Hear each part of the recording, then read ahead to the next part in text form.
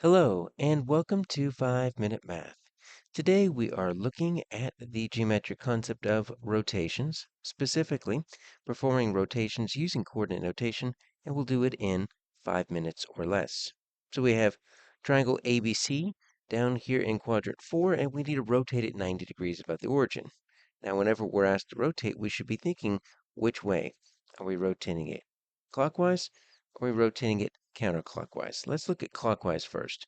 So if we perform a 90 degrees clockwise rotation, that means we're going to start here in quadrant 4, and we're going to move fourth of the way around, and that's going to get us to quadrant 3. Now, what we also need to realize is that we can think about this in the opposite direction.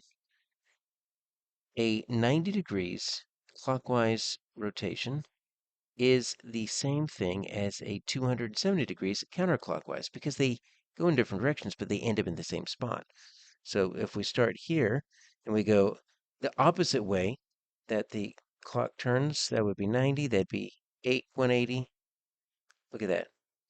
270 gets us back to that same spot. And so what we do here is we think of our coordinates. We think x, y, and what they do is they transform. We flip the y and the x, and it's the second term, the x, that gets negated. So xy turns into y negative x. So let's see what that looks like on the graph.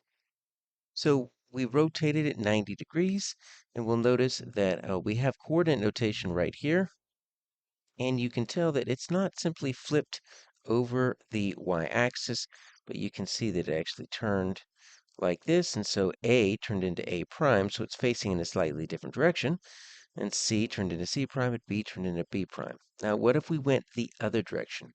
What if we went 90 degrees counterclockwise? Well, much like 90 degrees clockwise is the same as 270 degrees counterclockwise, if we start at our quadrant 4 here, I'll make this a little bit on the outside, it's going to go 90 degrees. It's going to end us up in quadrant 1. And that's the same as if we did a 270 degrees clockwise rotation. So you can really transform these. If you have a 270-degree clockwise, you can turn that into a 90-degree counterclockwise, end up in the same spot. Because counterclockwise, or clockwise, excuse me, is going to move. There's 90, there's 80, and there's my 270. So let's see what it does to the coordinates. So we're going to take our x and our y, and we're going to swap the terms just like we did when we moved counterclockwise, or 90 degrees clockwise. But this time, instead of the second term being negated, it's the first term that's negated. And so you see there is a little bit of similarity. You switch the y and the x, but for 90 degrees clockwise, it's the second term that gets negated. 90 degrees counterclockwise, it's the first term that gets negated. Now let's see what that looks like when we actually apply that to coordinates A, B, and C. So we have used our coordinate notation. We've swapped the x and the y terms. We've negated the first term, which actually made them all positive. And so you see here that we rotated our 90 degrees counterclockwise, which is the same as our 270 degrees clockwise. And we just rotated up, and now A is pointing down. And we've done from quadrant 4 to quadrant 1, quadrant 4 to quadrant 3. How do we get it into quadrant 2? Well, if we want to get this from quadrant 4 up to quadrant 2, we can't rotate it 90 degrees. We need to rotate it 180 degrees.